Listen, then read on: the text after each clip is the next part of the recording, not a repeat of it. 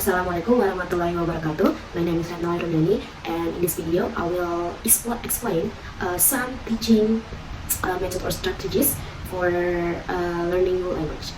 So the first is audiolingual method. The audiolingual method is a method of foreign or second language teaching which emphasizes the teaching of speaking and listening before reading and writing. So the advantages of audiolingual method is students are encouraged to use the foreign language and to speak.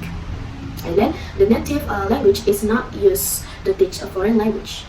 And then the student practice substitution and independence drills, and all students participate in the class, and there's more advantages. While the disadvantages is in teaching learning process of audiolingual method, students are much asked to imitate the teacher's voice. They do not have much time to express their creativity and the idea.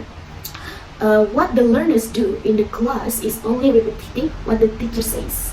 The method is based on mechanical learning, and there is no space for mistakes. And the second is silent way method. The silent way method is method that used in learning process, which the teacher should be silent as much as possible in the classroom, and the learner should be encouraged to produce as much language as possible. That's the advantages. Learning through problem solving is attractive, especially because it fosters creativity, discovery, interest, and intelligence, potentially a long-term memory.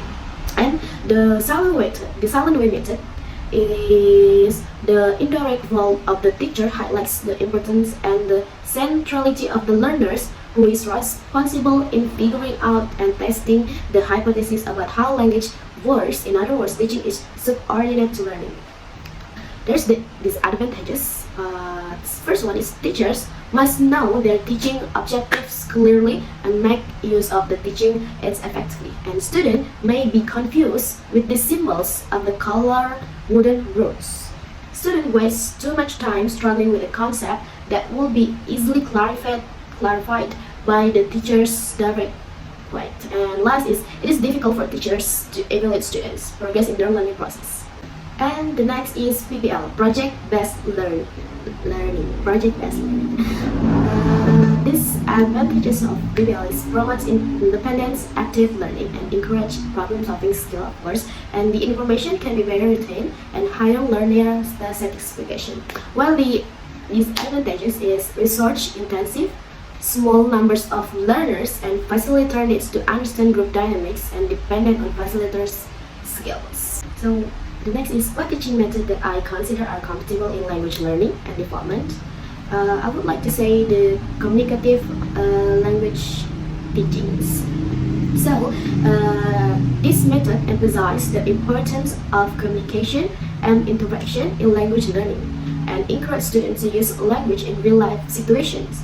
It focuses on developing students' speaking, listening, reading, and even writing skills through meaningful and authentic communication. In CLT, teachers focus on being facilitators rather than straightforward instruction. Doing so helps students achieve CLT primary goal, learning to communication in the target language instead of emphasizing the mastery of grammar. Role play, interviews, group work, and opinion sharing are popular activities practiced in communication language teaching. Overall, this approach is effective in promoting language development by providing students with opportunities to use language in a meaningful and purposeful way.